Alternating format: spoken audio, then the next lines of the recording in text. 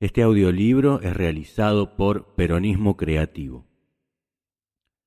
Manual de Conducción Política de Juan Perón. Capítulo 4. Organización de la conducción. Alejandro y la oligarquía. Después de haber escuchado la clase de la señora, tan interesante en lo tocante a la oligarquía que ella trató, pensaba yo que es, hasta cierto punto, tentadora la oligarquía. Decía ella que Alejandro el Grande, que sin duda fue un rey descamisado, ya que al salir de Macedonia regaló todos sus bienes conservando para él solo la esperanza, también cayó en manos del sentido y del sentimiento oligárquico. Cuando se apoderó de Persia y entró al palacio de Darío y vio su trono de oro, se dio vuelta y dijo a los generales que lo acompañaban: «Esto sí que se llama ser rey». Claro que él siempre había sido un rey descamisado. También dijo la señora que Alejandro, después de estar entre los persas, se asimiló a ellos y cayó en manos de la oligarquía otra vez. Le pasó lo que dice la señora que no nos tiene que suceder a nosotros. Los conductores han caído mucho en eso. Yo voy a seguir tratando de los otros conductores, de los que no se asimilaron a la oligarquía. Los organismos de la conducción. Habíamos visto ya los elementos de la conducción, las características modernas de la conducción, la doctrina, la teoría, las formas de ejecución y el método de la conducción. Hoy voy a hablar sobre los organismos de la conducción. Antes de estudiar la conducción conviene referirse, siquiera sintéticamente, a todos los órganos competentes de la conducción. Por eso, cuando hablamos de los elementos de la conducción, como valores intrínsecos de la conducción misma, nos referimos a los conductores, a los cuadros y a la masa en sus características originales. Cuando hablamos de las características de la conducción moderna, las situamos en el tiempo y en el espacio. Cuando nos referimos a la conducción, a la doctrina y a las formas de ejecución, nos referimos a los elementos de unidad de la conducción. Cuando hablamos del método de la conducción, establecemos las distintas particularidades acerca de cómo ha de considerarse, desenvolverse y tratarse la conducción en sí. Desarrollo orgánico y control de la conducción. Hoy vamos a conversar sobre los órganos constitutivos de la conducción. Vale decir, el conductor, los auxiliares de la conducción, la transmisión, la ejecución y el control de la conducción. La conducción en sí necesita tener un desarrollo permanentemente orgánico. Es uno de los problemas básicos de la conducción porque es, sin duda, una actividad difícil, no solo en la concepción, en la planificación y en la ejecución, sino también en el control. No se concibe una conducción sin un control. Vale decir que no es suficiente que yo dé una disposición que ha de cumplirse, sino compruebo personalmente que se cumple, porque los hombres son siempre rebeldes al cumplimiento, unos por inercia, otros por apatía y otros por mala intención. De manera que no es suficiente decirle al hombre lo que hay que hacer, sino que es necesario comprobar si lo hace. Esa es la experiencia más clásica en toda clase de conducciones. Una actividad centralizada. Por eso, al analizar cada uno de estos elementos constitutivos, diremos, en lo que se refiere al hecho de conducir, que es necesario escalonar claramente cuál es el aspecto en que actúa cada una de las conducciones.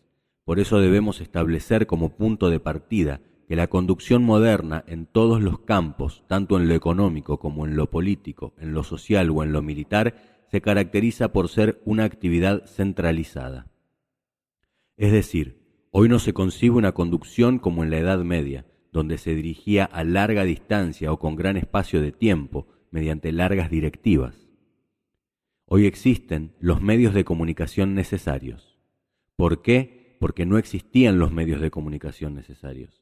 Para ir de un pueblo a otro tardaban lo que se tarda hoy en ir en avión de América del Sur a Europa, es decir, los medios han hecho evolucionar la forma de la conducción, y lo que digo para estas comunicaciones intercontinentales, lo digo también para las comunicaciones y transmisiones dentro de un territorio.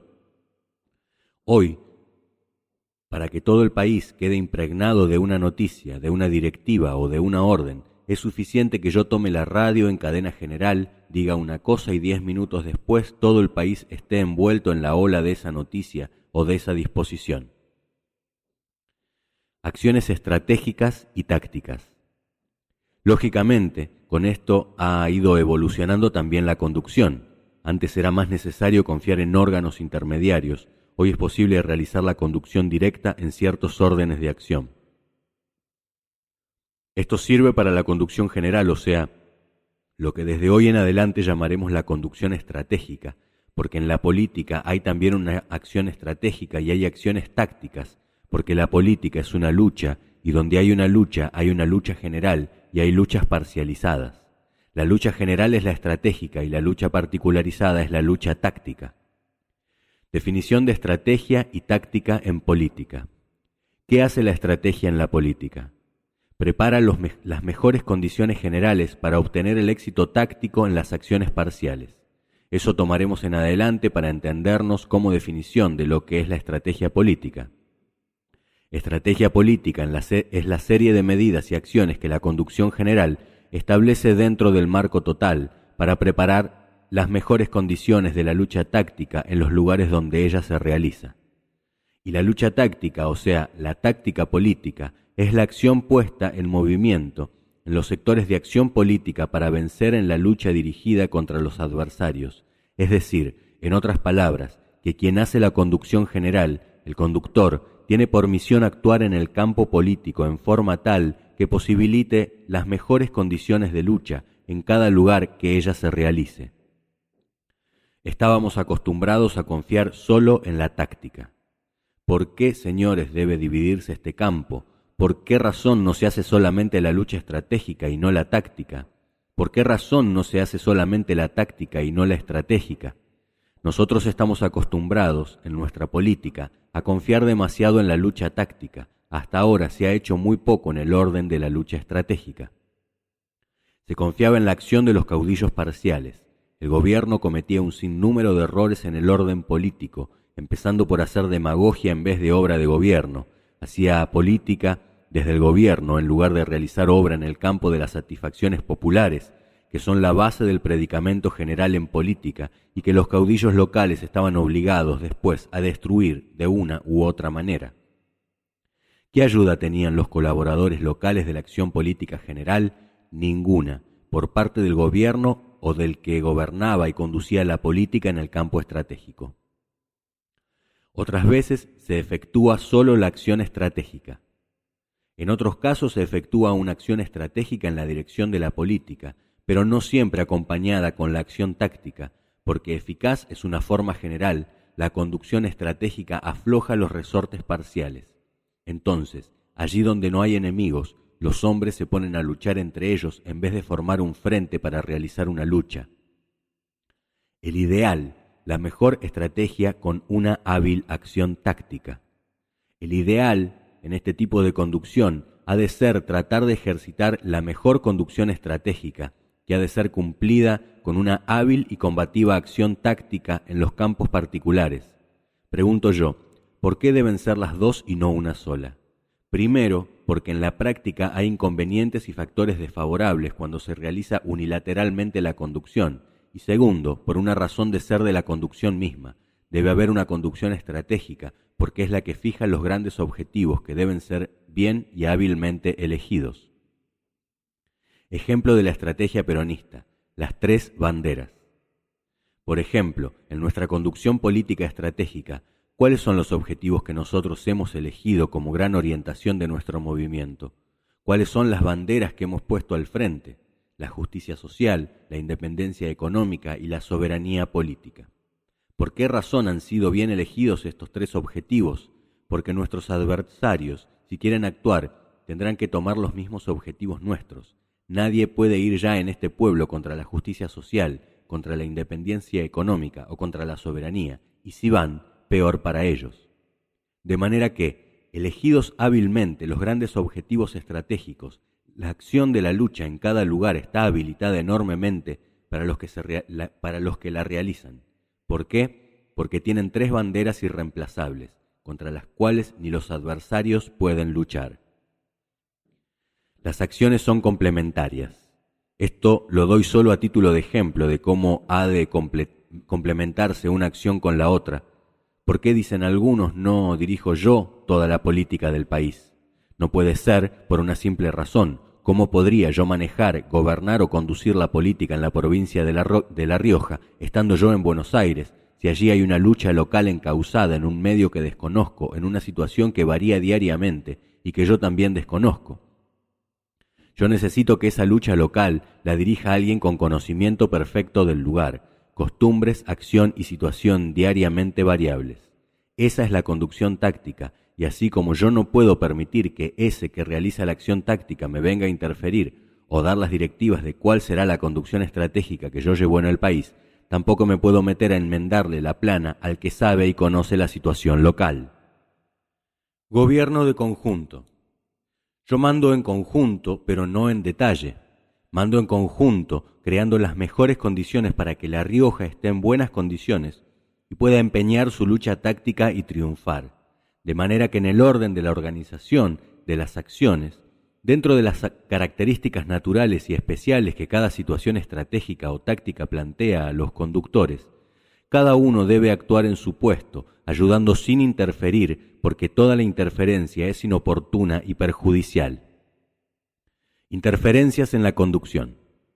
Observen ustedes que todos los conflictos que se nos plantean en la conducción política dentro del movimiento son motivados por esas interferencias. Así llega el desacuerdo. El que está arriba interviene, observa, dice, yo estoy con este, y así se produce la división en el partido. Solución de los conflictos, la unidad. Yo, que conduzco desde aquí, no estoy con nadie, estoy con todos. Por esa razón no puedo estar con ningún bando ni con ningún partido. Cuando se hacen dos bandos peronistas, yo hago el Padre Eterno, los tengo que arreglar a los dos. Yo no puedo meterme a favor de uno o del otro, aunque alguien tenga la razón. A mí solamente me interesa que no se dividan. No puedo darle la razón a ninguno de los dos, aunque vea que, evidentemente, alguno de los dos la tiene. Eso sería embanderarme, y si yo me embandero, el arreglo se hace más dificultoso. Más bien lo llamo, converso con ellos y les digo, déjense de cuestiones que van a seguir discutiendo, pónganse de acuerdo y arreglen el conflicto.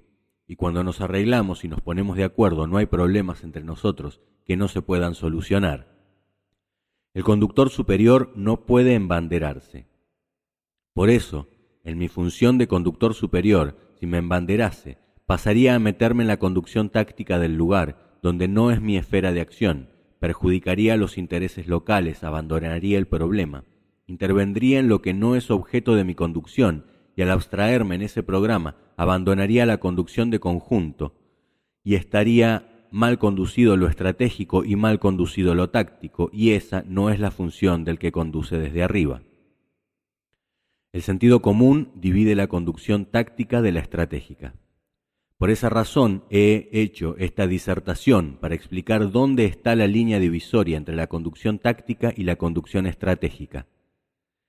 No hay una línea divisoria, hay un sentido común que dice hasta dónde llega uno en su actividad y una prudencia que anuncia dónde debe detenerse antes de invadir la jurisdicción de los demás. Pero sobre todo eso hay un espíritu de amistad, de correligionario, de partidario, de doctrina, que le dice a uno que cualquiera sea la esfera de acción donde actúe, si lo hace con buena voluntad y para ayudar está bien, y si lo hace con mala fe, con mala voluntad, para entorpecer o para producir fricción, está fuera de su acción y de su misión. Con buena fe y con buena voluntad en todas partes, con mala fe y mala voluntad en ninguna parte resultará eficaz. Conducción superior y relaciones con los conductores tácticos. Por esa razón, al establecer estos elementos de la conducción, yo quiero ser suficientemente explícito para que dejemos ya dentro de nuestro movimiento esas ideas perfectamente fijadas, cada uno en su casa y Dios en la de todos, como reza el proverbio. En este caso, con disculpa de lo que digo, el que conduce lo estratégico es el que está en todas partes, pero de una manera general, y el que conduce lo táctico es el que está todo en su función y en su acción, no se mete en la casa de al lado. Si actúa dirigiendo la política en la capital federal, que no se meta en un pueblo de Buenos Aires. Si actúa en La Rioja, que no se meta en Catamarca.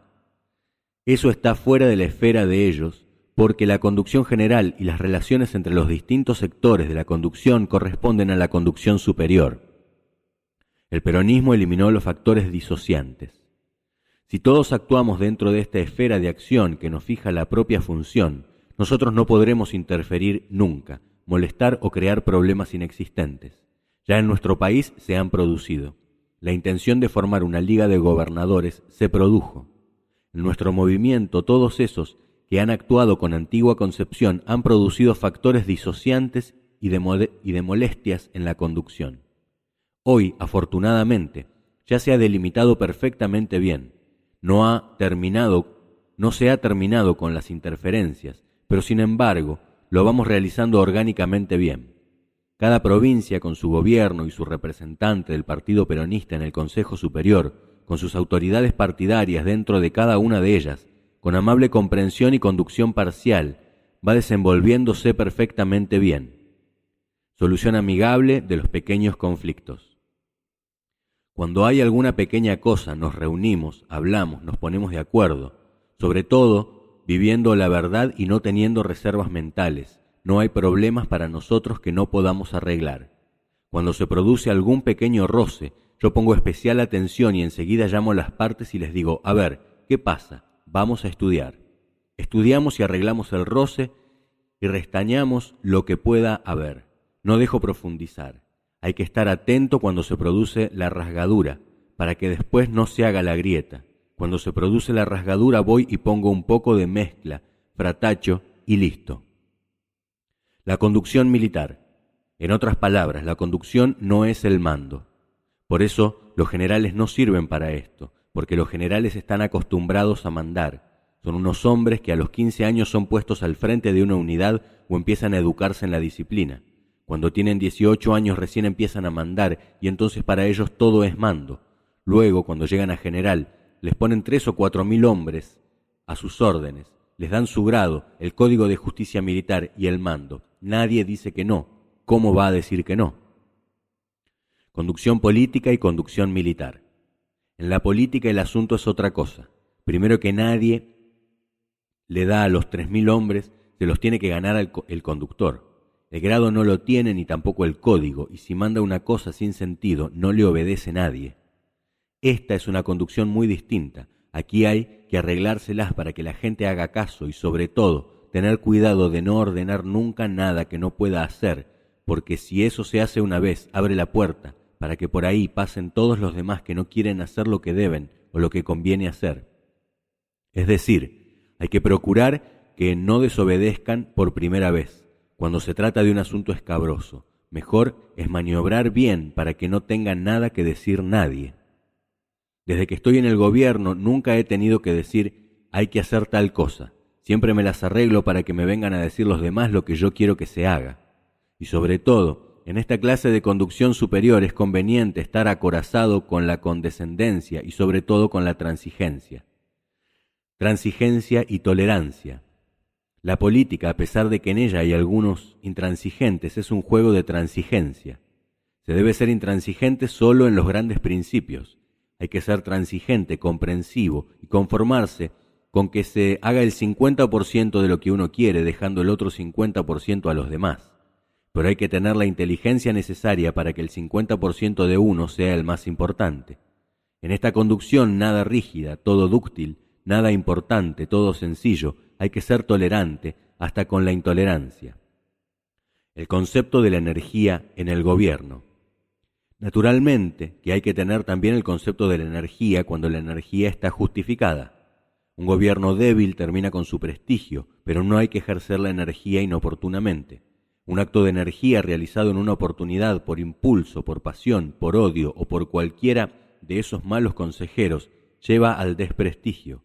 Cuando uno toma una medida enérgica, ha de pensarlo muy fríamente, que no sean las pasiones las que se lo aconsejen, sino el raciocinio, que sea fríamente meditada, que sea apreciada en todas sus consecuencias y muy consultada antes de tomarla. Consultar hasta a los propios interesados, que cuando uno los sabe consultar, ellos aconsejan lo que uno quiere, porque es lo justo. Entonces se toma la medida enérgica y no se afloja, aunque vengan degollando, como dijo Martín Fierro. Se lleva adelante y se cumple, de lo contrario, no se debía haberla tomado. Las órdenes deben meditarse profundamente. La conducción política es difícil porque es cuestión de tacto, ductilidad y aplicación consciente de las medidas de la conducción. Si un general da una orden mal dada, lo más que le puede pasar es arrepentirse y dar una contraorden. En política, una vez que se toma una medida mala, ya no tiene arreglo. Dirán que es un torpe, un sinvergüenza, y eso nadie se lo sacará más de encima, porque no tiene el código ni un montón de cosas con que cuentan los militares. De manera que esta conducción ha de meditarse muy profundamente, porque la disciplina con que se actúa en política es muy distinta de la militar. Disciplina política y disciplina militar. Es una disciplina consciente, como lo es también la militar, pero sin rigidez, porque el militar está allí en un servicio, si es soldado obligatorio y si es jefe u oficial en su profesión, de la cual él ha hecho fe para cumplirla y ha jurado realizarla con honor, disciplina y dignidad, de manera que cuando recibe una orden, buena o mala, está obligado a cumplirla, porque está en su servicio, en su obligación. Pero al político, si le dan una orden que no le gusta, manda al diablo al conductor y no la cumple. Es decir, que hay un grado y una forma totalmente distintos de disciplina. Es una disciplina de corazón, basada en la comprensión y en la persuasión, no en las órdenes ni en las obligaciones. El conocimiento de los hombres. Los hombres que actúan en política deben ser siempre manejados con persuasión. Nadie puede actuar si no va convencido de que lo que va a hacer es bueno, lo comparte y lo quiere realizar. Indudablemente que en esta clase de conducción hay que tener una gran intuición para conocer a los hombres. En política a los hombres hay que ayudarlos a ir adelante cuando lo merecen. El que no tiene condiciones y puede ser peligroso para el propio movimiento, a ese hay que anularlo. En política no se puede herir, nunca hay que largar a uno con una pata rota, porque hay que ver el mal que hace. En política no se hiere, se mata o no se hace nada. Esas son imposiciones del medio en que uno actúa en esa clase de conducción. Educación de los elementos fundamentales. Indudablemente que realizar la conducción dentro de las esferas de acción a que me refiero, en lo grande y en lo particular, o en lo estratégico y en lo táctico, dentro de formas perfectamente orgánicas, cumpliendo cada uno su función conscientemente en la realización de esa conducción, puede llegar a adquirir un alto grado de perfectibilidad. Para lograrla influye más que nada la educación de los tres elementos fundamentales de la conducción: el conductor superior, los cuadros auxiliares de la conducción y la masa. Educar al soberano. Claro que ese ideal no se alcanza en 2, ni en 5, ni en 20 años. Son necesarios 50 años de trabajo para educar al soberano, como decían antes. Cuando nosotros decimos que hay que educar al soberano, nos ponemos a educarlo. Antes, de acuerdo con las formas de la conducción política, les convenía más bien que el soberano no estuviera muy educado, que no tuviese mucha conciencia de sus derechos y de sus prerrogativas. En 1945 no teníamos fuerzas organizadas. Señores, yo me extendí un poco en esto porque quería dar una idea general sobre los dos grandes aspectos de la conducción. Por ejemplo, para particularizar y terminar este tema, debo decirles que cuando tomé la dirección de la conducción, recién tuvimos nosotros algunas fuerzas orgánicas. En 1945, cuando se preparó la elección del 24 de febrero, me vinieron a decir que no teníamos fuerzas organizadas, que cómo íbamos a hacer nosotros frente a esos partidos que hacía tantos años que estaban organizados, que gastaban mucho en su propaganda, que tenían todos sus comités instalados, que gastaban millones en movilizar a sus hombres, y que nosotros no teníamos ni partido, ni comité, ni dinero, ni propaganda, sino la que hacían los descamisados con carbón en la calle. La elección es un acto cuantitativo. Para mí la elección es un acto cuantitativo. Son votos que se meten dentro de las urnas. Los hombres que comparten mis ideas y las de todos los que pensamos así, ¿necesitamos estar organizados? Lo que necesitamos es gente que vote, y para eso no es necesario organizar. Es cuestión de llamar a la gente para que vote, y si nosotros hemos persuadido al pueblo argentino de que tenemos razón, ¿para qué vamos a tener comités? Efectivamente, los hechos me dieron la razón en las elecciones, pues con lo poco que pudimos hacer nosotros orgánicamente, se superó todo lo previsto.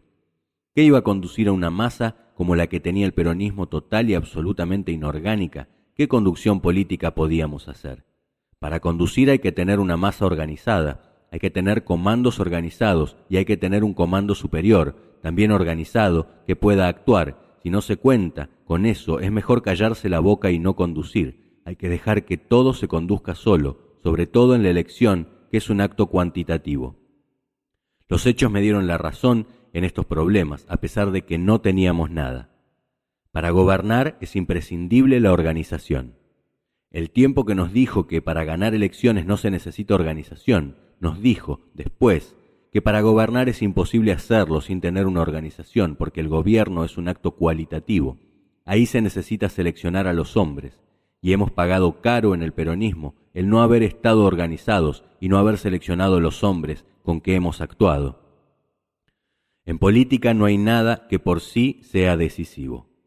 De manera que, bien apreciada, esa debe ser una pauta que nos presenta la clase de conducción y el valor de la conducción en cada uno de los actos políticos en que actuamos nosotros, considerando como actos políticos el gobierno y la lucha comicial. En este sentido, la conducción tiene aspectos sumamente diversificados, a muchos de los cuales uno les asigna coeficientes exagerados. Algunos giran alrededor de puntos fijos y dicen, vea, el que nosotros tengamos a tales hombres en el movimiento es decisivo para él.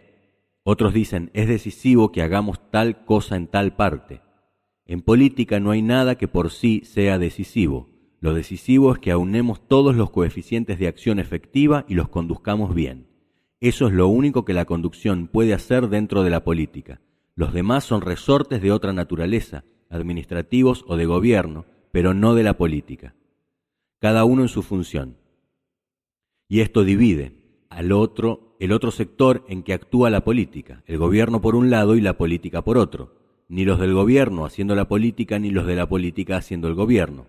Este es otro de los factores fundamentales de la conducción, no embarullar los tópicos, cada uno en su función, y nada de cada uno fuera de su función, ni en la del vecino.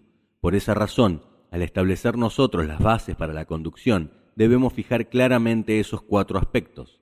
El que conduce la política actúa en lo estratégico y en lo táctico, el que gobierna por un lado y el que conduce la política por otro. Creación del Consejo Superior Peronista.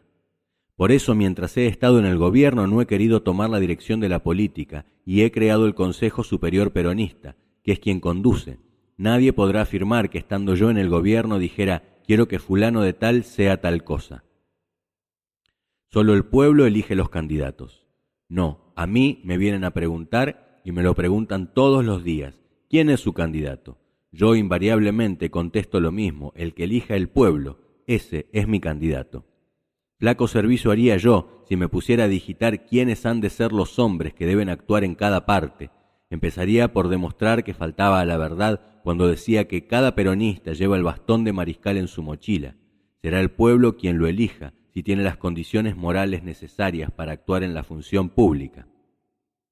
Eliminar los motivos de fricción en el movimiento. Yo puedo decir, ese no debe ser porque no tiene condiciones morales para hacerlo, pero si el pueblo lo decide, yo le diré al pueblo, este hombre tiene tales condiciones que no convienen.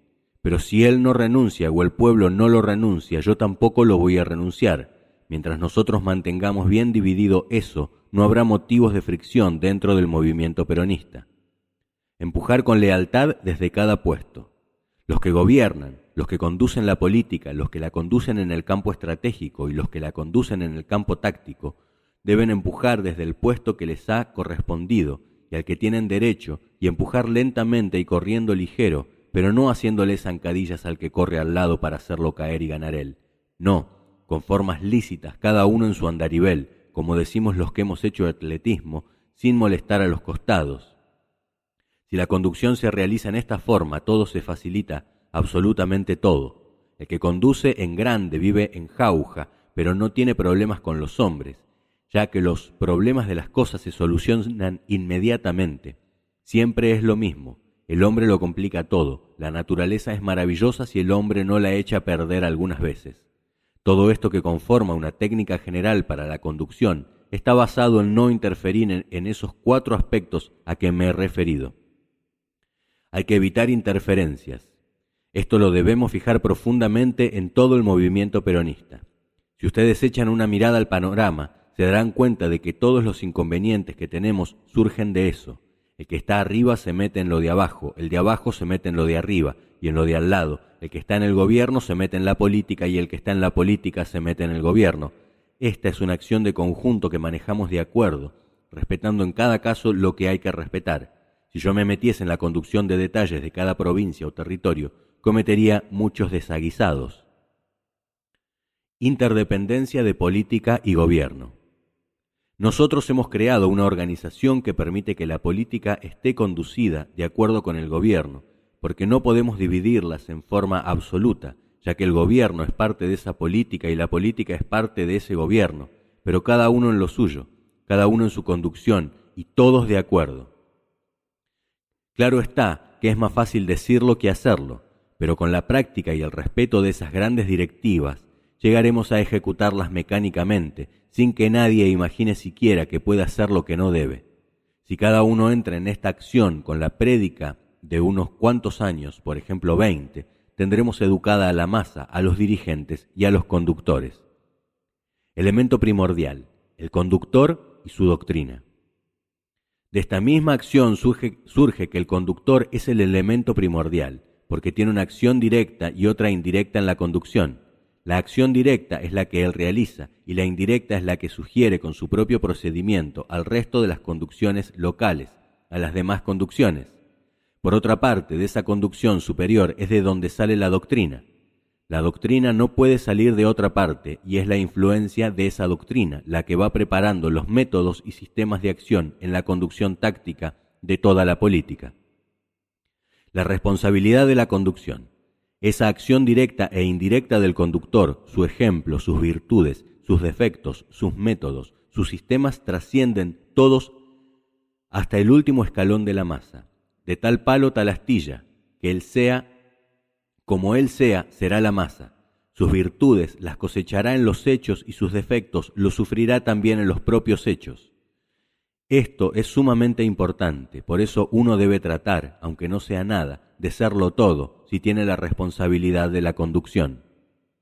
La elevación cultural de la masa, indudablemente que eso se facilita extraordinariamente con la difusión, el perfeccionamiento y la elevación del nivel cívico y cultural de la masa.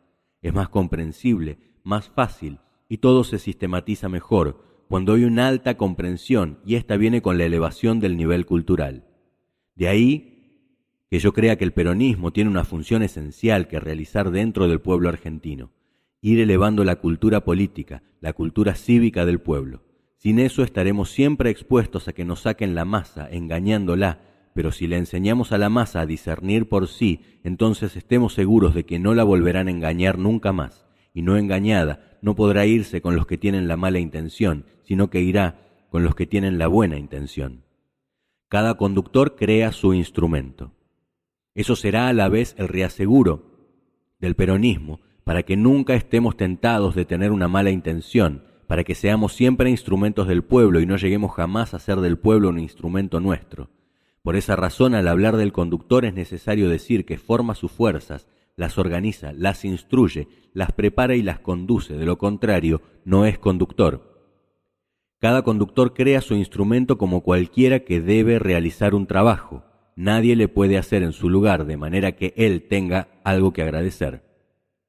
Con el sacrificio de todos los días. Si no lo hace él, personalmente con el sacrificio de todos los días, con la prédica constante y permanente, con el ejemplo, si él no se empeña con todas sus fuerzas y con toda su vida, y la vida de un hombre es demasiado corta para hacerlo todo, no podrá conducir bien. Por esa razón creo, y lo he sostenido siempre, que el genio es trabajo.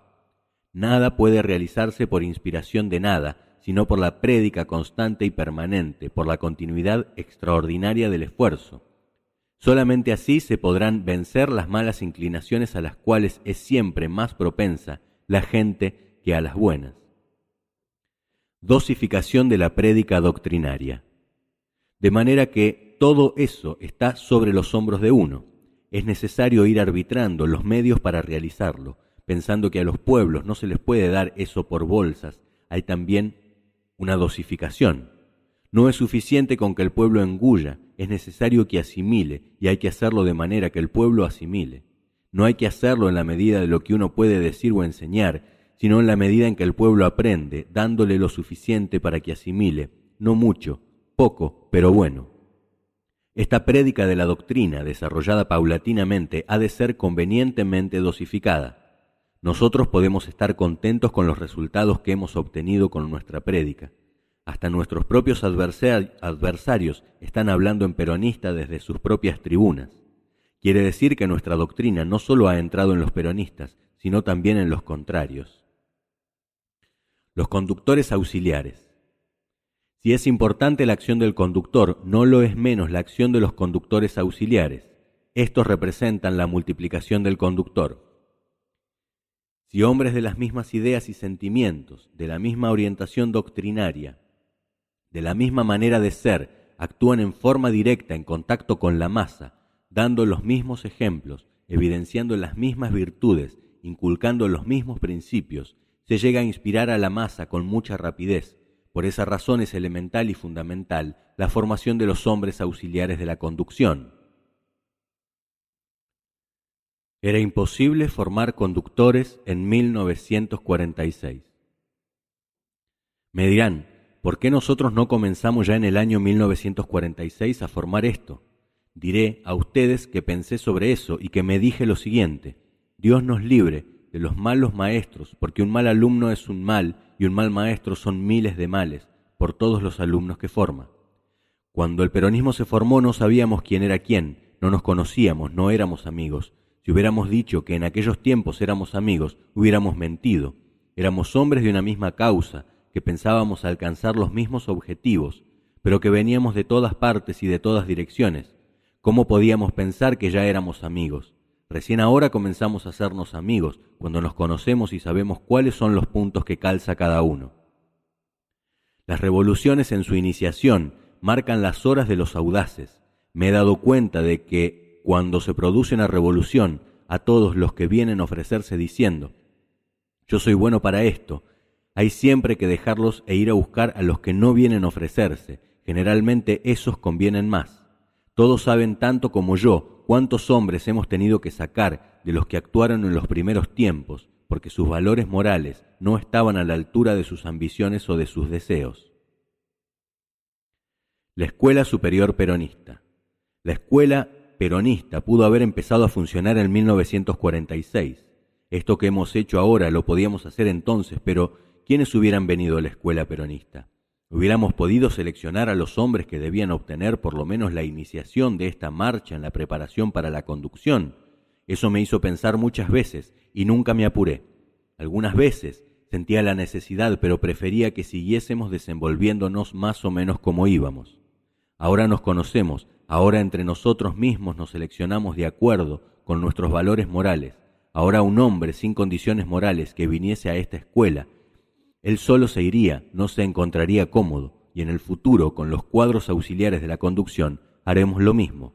El hombre que no esté a tono con las virtudes que deben tener los que conducen, los que dirigen, no se sentirá cómodo entre nosotros. Dirigentes con una profunda moral. Quizá en ciertos aspectos tiene más importancia el conductor auxiliar que el propio conductor, porque el auxiliar es el que está en contacto directo con la masa, y por buenas que sean las intenciones del que conduce de arriba, él no puede dar su ejemplo personal, ni llegar con su palabra todos los días a quienes él debe ir formando en la misma mística y en la misma moral. Un partido político cuyos dirigentes no estén dotados de una profunda moral, que no estén persuadidos de que esta es una función de sacrificio y no una ganga, donde cada uno esté armado de la suficiente abnegación, un hombre humilde y trabajador y no se crea nunca más de lo que es ni menos de lo que debe ser en su función, ese partido está destinado a morir, a corto o a largo plazo, tan pronto trascienda que los hombres que lo conducen y dirigen no tienen condiciones morales suficientes para hacerlo. La descomposición comienza por la cabeza. Los partidos políticos mueren así porque ya he dicho muchas veces que los pescados y las instituciones se descomponen primero por la cabeza. El día en que nos descompusiéramos nosotros no tardaría mucho en descomponerse todo el movimiento, disolverse y dispersarse. Así mueren las instituciones. Por esa razón creo que es una responsabilidad la que adquirimos los que tomamos los puestos directivos. Siempre que veo una orquesta lo miro al que dirige y pienso, preferiría estar tocando allí un instrumento y no ser el director que tiene que vigilar a los que tocan, debiendo tener una capacidad superior. Es más cómodo tocar y hacer lo que le indican. En eso de la conducción es lo mismo. Cuando uno conduce con verdadera pasión, lealtad y sinceridad, es mucho más difícil el puesto del que dirige que el puesto del que ejecuta, y es para eso que debemos formar y preparar a nuestros hombres. La conducción estratégica solo da grandes directivas. Sobre las formas de la conducción, en el orden estratégico en grande, se conduce por grandes directivas con gran amplitud. ¿Por qué? Porque deben ser cumplidas por todos en distintos lugares, circunstancias y tiempos. No se pueden dar órdenes que resulten ciertas en una forma e inciertas en otra, que resulten buenas en una parte y malas en otra, débiles en un lado y fuertes en otro. Hay que dar directivas que permitan que los que tengan que ejecutarlas dispongan de un amplio campo para jugar dentro de todas las soluciones que se pueden presentar. Por eso se dan solamente directivas para la conducción en grande, o sea, grandes líneas de acción como amplio frente para moverse dentro de esta acción. La conducción táctica actúa por órdenes. La conducción táctica se dirige directamente por disposiciones. ¿Por qué? Porque él está viendo la lucha allí y puede decirle al otro, haga tal cosa, para tener la unidad y la centralización en la dirección de la lucha. Por eso, cuando actúa el Consejo Superior Peronista, no debe hacerlo por órdenes, sino por grandes directivas de conjunto.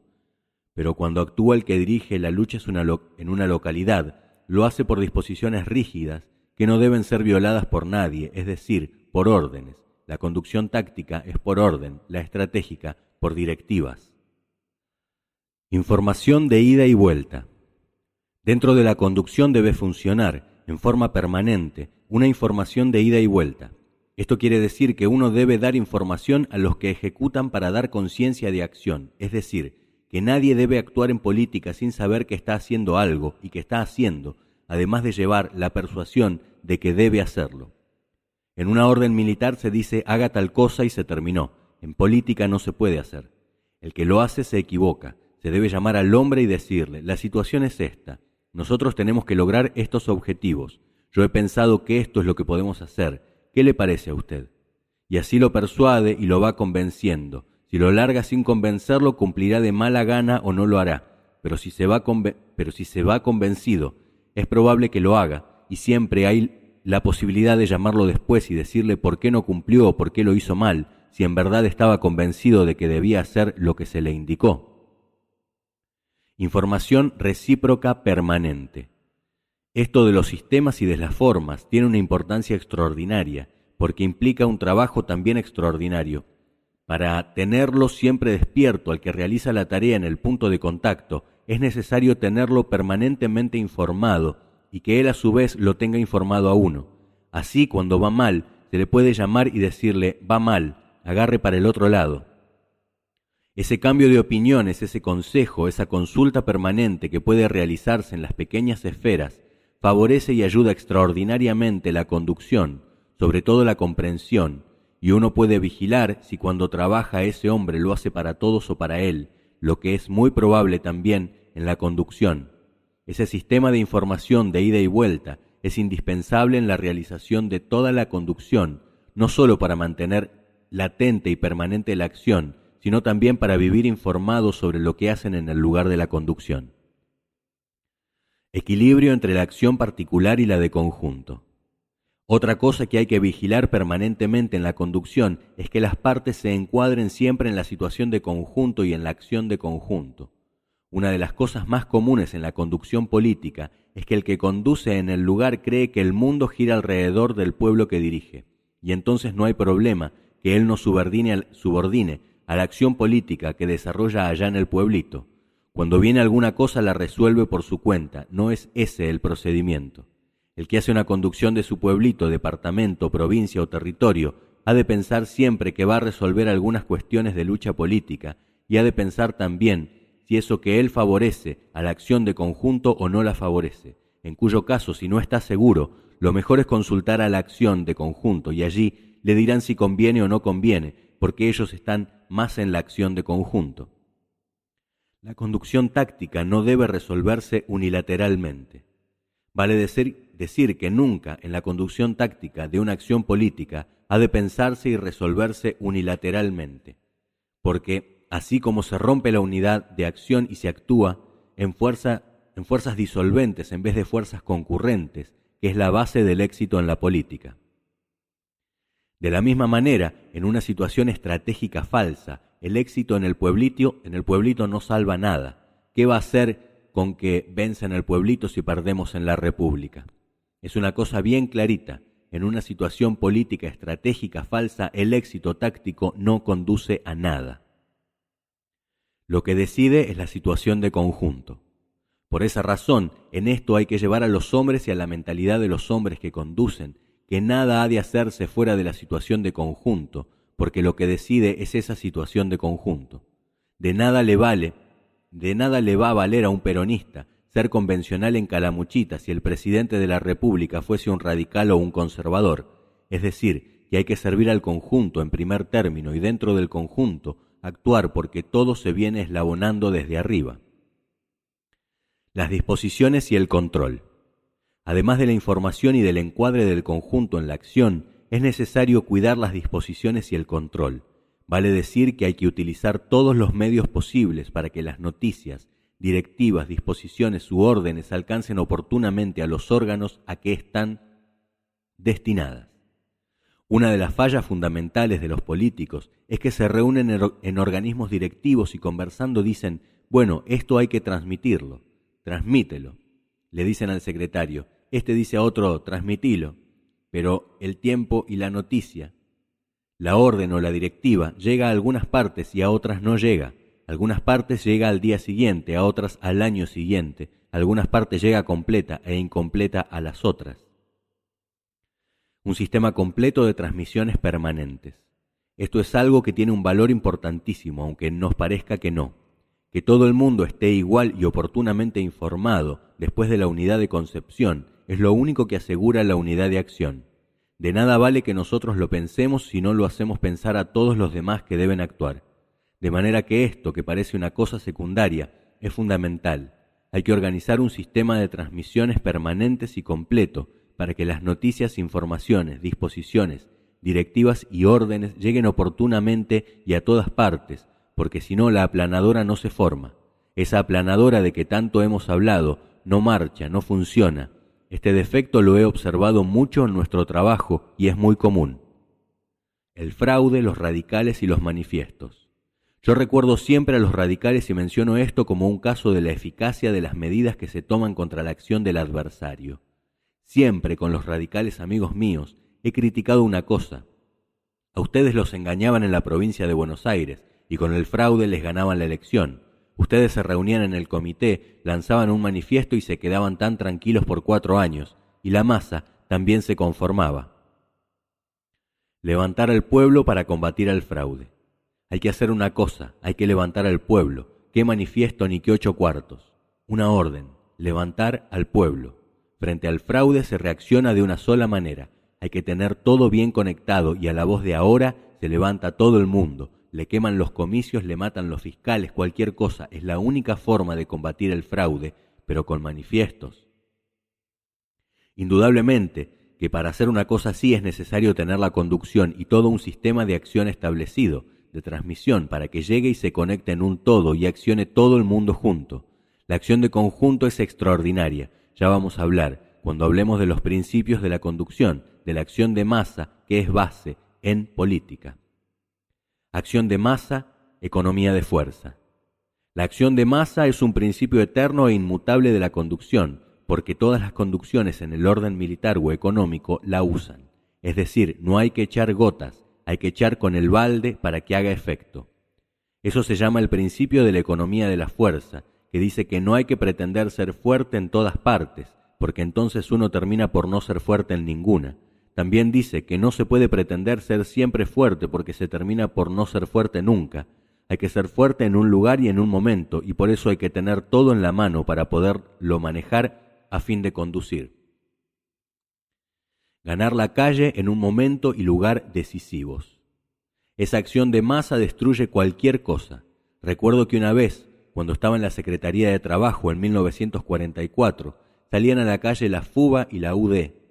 Yo estaba metido adentro, pero tenía todos los obreros atrás y les decía, de casa al trabajo y del trabajo a casa. Venían y me decían todos los días, nos están ganando la calle y no hay que dejarse ganar. Yo contestaba, y bueno, ¿para qué quieren la calle? Dejémosle que tengan la calle. Que hacen manifestaciones, que insultan a la gente, que nos pegan cuando nos encuentran aislados, que matan vigilantes, me decían. Paciencia, contestaba, somos una víctima más de los políticos. Hay que ganar la calle en un momento y en un lugar decisivo. Pretender tener siempre la calle es gastar la fuerza y no ser nunca fuerte. Les dije, les voy a demostrar que en esto la economía de la fuerza triunfa. Llamé a los madereros y les pedí, muchachos, háganme unos garrotes grandes. Después llamamos al gremio de la carne y le dijimos, muchachos, ¿se animan con 500 bastones a salir a la calle? Les dimos 500 palos, salieron, ganaron la calle y los otros no la volvieron a recuperar más. Hay que dominar la técnica de la conducción. Claro que para hacer eso nosotros esperamos 2 meses. Cuando ellos se habían aburrido de andar solos por la calle, nosotros estábamos fresquitos, listos y con ganas de salir a la calle. Lógicamente, todo se terminó en un solo acto. Todo eso tiene una técnica. No se hace porque sí. Esa técnica es la que hay que dominar en la conducción. Y está basada en principios científicos, en los verdaderos principios del arte de la conducción. No se conduce a ojo de buen cubero, sino a conciencia y estudiando minuciosamente un problema y resolviéndolo todo científicamente. Hay que hacerse un conductor, un profesional, si es posible, dominando los principios del arte y aplicándolos bien y oportunamente.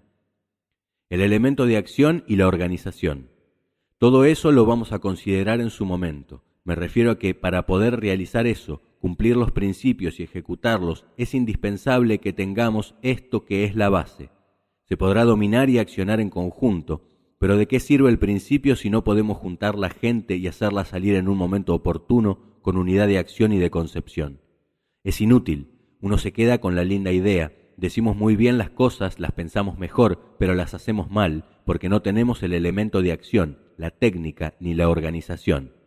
Para poder golpear con un martillo primero hay que tener la fuerza y el martillo. Con esto es exactamente igual. No se puede accionar en la conducción si uno no ha preparado su instrumento y su herramienta. Cuando tiene la herramienta en la mano, golpea fuerte y bien. Trabajo paulatino de adoctrinamiento.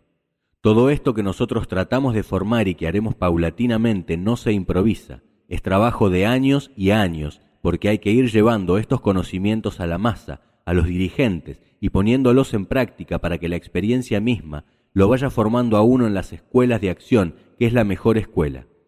El que lo haya hecho una vez no se olvida más. El que se haya equivocado una vez tal vez se olvide menos, porque tiene la lección del fracaso, que es una de las grandes lecciones que da la vida. Claro que es una experiencia cara y que lleva a menudo tarde, pero siempre vale para la vida. La masa debe conocer la situación.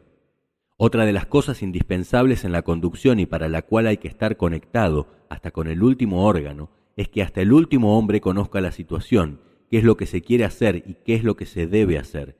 Hay que arbitrar los medios para que todo hombre conozca la situación, sepa lo que hay que hacer y cómo hay que proceder. Eso hay que llevarlo a la masa. Cuanto más penetrada está la masa de estas cuestiones, mejor será el procedimiento, más inteligente, más comprensivo y la unidad de acción vendrá con más fuerza y decisión. Esa es otra cosa que hay que sistematizar. Fracaso por insuficiencia de información. Generalmente las acciones fracasan porque las noticias son insuficientemente conocidas, porque la persuasión no ha llegado a todos los hombres y unos están indecisos. Esto es lo que pasa generalmente aquí y que yo he tratado de ir terminado por la información. Es una cosa muy común que en determinadas situaciones todo el mundo diga ¿qué dice el general? Se habla de un candidato, ¿qué dice el general? Eso no se debe decir en una masa organizada. Cuando llega la noticia, debe llegar completa y todo el mundo debe saber qué se piensa en el medio, arriba y abajo. Esto hay que sistematizarlo, porque todavía no lo tenemos bien sistematizado. Si eso se realiza, es posible la ejecución con unidad de acción, y si se asegura un sistema, es algo que se va produciendo en las mejores condiciones. El cálculo de las fuerzas. Si la conducción política es buena frente a una conducción política inorgánica, es invencible. Un partido político que tenga una conducción bien realizada tiene que ser invencible, porque forma un cuerpo de acción que aplica la fuerza en el momento oportuno, donde hay que aplicar la mitad de la fuerza para vencer, reservando la otra mitad. Claro que hablo teniendo en cuenta que existe un predicamento político como el del peronismo, porque de lo contrario sería inútil que se condujera bien. Primero, es necesario cumplir las demás condiciones que hemos mencionado, porque si fuéramos demócratas progresistas, por bien que condujéramos nuestro esfuerzo, resultaría inútil. El control de la ejecución. Otra cosa importante es lo que se refiere al control de la ejecución, que es otro de los factores que cierran el ciclo de la conducción. Además de todos los elementos mencionados, es necesario ejercer un control permanente y minucioso de la ejecución. Los hombres son todos buenos, pero si se los vigila son mejores. Es decir, que en la conducción no puede considerarse solamente que las cosas se han de hacer, sino que se deben tener la seguridad de que se hagan y que se hagan bien. Por eso todos los organismos de la conducción deben tener sus controles de ejecución. Razones de la necesidad del control. Vale decir que la función de un elemento directivo de la acción política no solo ha de conformarse con decir lo que hay que hacer y comunicarlo, sino también en comprobar que se haga. En todas las actividades es necesario realizar esto. Aún en el gobierno, yo sigo siempre el mismo sistema. Cuando me olvido las cosas no se realizan hasta que hago sentir el control. Ese control de todos los actos es necesario por dos razones. Primero, para saber si las cosas se hacen, y segundo, porque si todos nos controlamos a todos, tendremos mayor interés en andar mejor. En política, como en muchas otras cosas de la vida, hay que obrar siempre como si uno estuviera en presencia de Dios, como si estuviera ante una presencia superior. La esencia del conductor. Señores, por hoy doy por terminada esta clase, con la que he cerrado los capítulos preliminares de la conducción, y desde la próxima clase deseo entrar directamente en la conducción. Todo lo que hemos hablado como prolegómeno de la conducción es muy importante, pero la médula misma de toda la parte de la conducción la comenzaremos a tratar en la próxima clase, hablando del conductor como la parte vital del arte de la conducción, sus condiciones morales, intelectuales y partidarias. Haré una rápida recopilación de lo que yo creo que debe ser el conductor, para después entrar inmediatamente en lo referente a la parte inerte del arte. Parte vital y parte inerte de la conducción. El arte está compuesto siempre de una parte vital, que es el artista, de una parte inerte, que es la teoría del arte. La primera que quiero presentar es lo que considero que constituye el artista en la conducción. Como en todas las artes, la conducción no escapa a las reglas generales. Quiero presentar al conductor como considero que debe ser, cuáles son sus valores y cualidades, para después considerar directamente la teoría del arte, analizando una serie de principios que lo caracterizan. Los principios del arte de la conducción. Nadie puede decir cuáles son los principios del arte de la conducción, ni tampoco nadie se ha animado a decirlo. Unos han dicho mucho y otros poco. Que existan principios es indiscutible, porque si no existieran, la conducción no sería un arte. Cristalizando unos cuantos principios y analizándolos, nos iremos metiendo suavemente como un tornillo dentro del arte mismo, pensando que de nada vale la teoría si no se tiene un poco del artista. Lo que la teoría puede dar es una técnica, y esto no es solamente técnica. El artista de la conducción. La teoría sirve al arte, pero si no hay un artista se hará una obra perfecta, pero sin vida. La inspiración es el artista. En esto todos tienen un poco de artista, según la cantidad de gotas de óleo sagrado de Samuel que Dios ha puesto en cada uno. Unos lo hacen con acierto y otros con menos acierto, porque de artista y de loco, como dicen, todos tenemos un poco. Por eso se perfecciona extraordinariamente por el método. Al arte se llega por el genio o por el método. Los antiguos decían que el arte se llegaba por dos caminos, por el genio o por el método.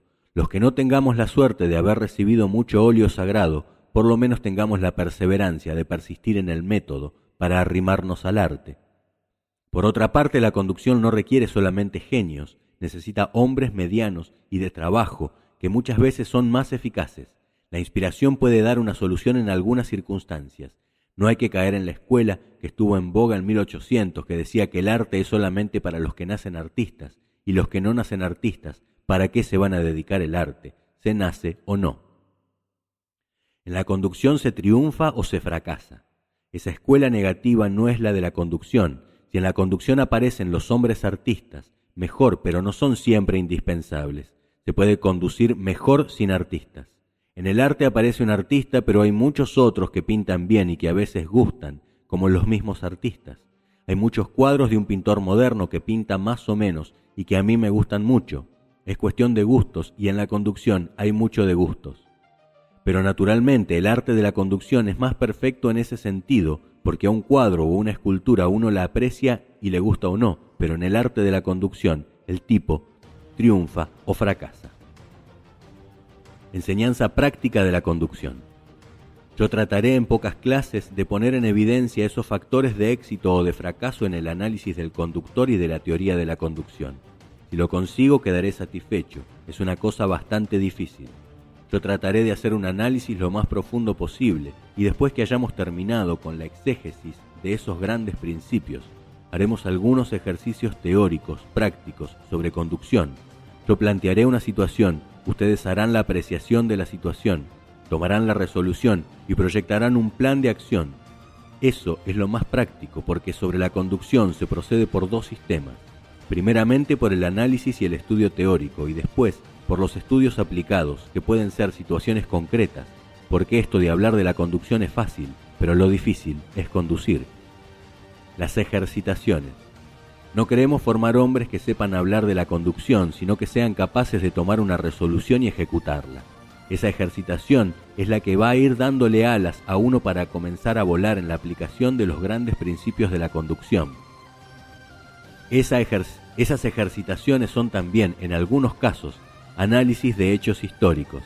Se plantea una situación producida en la historia, se estudia críticamente y se dice por qué fracasó o triunfó, cuáles son los factores que condujeron al éxito. No se estudia una situación para volverla a aplicar, porque esa situación no se repite más, se la estudia como una gimnasia, para ser más sabio en todas las ocasiones. Ese es el camino para ejercitar la conducción. La experiencia del general Perón. Yo podría hablarles años sobre esto porque me he pasado la vida estudiándolo, pero nunca podría transmitirles la enseñanza que ustedes en 4 o 5 trabajos sobre situaciones que ustedes están obligados a analizar, a aislar y a familiarizarse con los factores del éxito y del fracaso, como así apresar situaciones concretas, tomar resoluciones concretas y a preparar un plan para llevar a cabo una acción táctica o estratégica en la política. En las próximas clases empezaremos a tratar del conductor. Sobre esto he escrito varias cosas que si las tienen a mano podrán leerlas. Hay varios trabajos míos sobre el conductor y un librito mío que habla mucho sobre la conducción. Es de carácter militar, pero es aplicable a la política. Las condiciones del conductor en la política son más o menos las mismas que se requieren para la técnica de la conducción. Claro que las condiciones son otras, y es sobre eso que voy a tratar.